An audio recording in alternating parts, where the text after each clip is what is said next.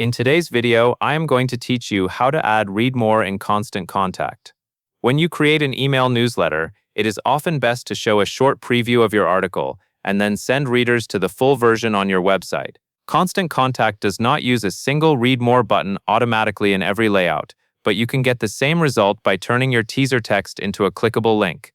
This keeps your email clean, helps people scan quickly, and can also drive traffic back to your site. Start by opening your email draft in Constant Contact and clicking into the text block where your article preview is written. This preview is your teaser text. It might be the first sentence or two of your article or a short summary that encourages the reader to continue. Next, highlight the exact teaser text you want to act as the Read More link.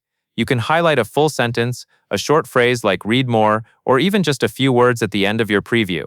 A simple tip is to highlight only what you want people to click. If you highlight too much, the link can feel unclear or look messy inside the email.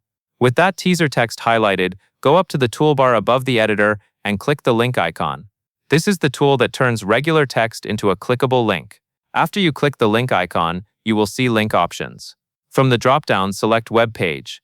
This tells Constant Contact you are linking to a normal web page, like a blog post or an article on your site.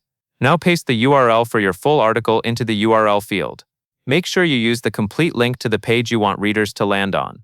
Take a moment to double-check that you pasted the correct address, because a small mistake can send readers to the wrong page or cause the link to fail. Finally, click Insert to apply the link. Your highlighted teaser text is now linked, so when someone clicks it in your email, they will be taken directly to the full article. That covers everything you need to know.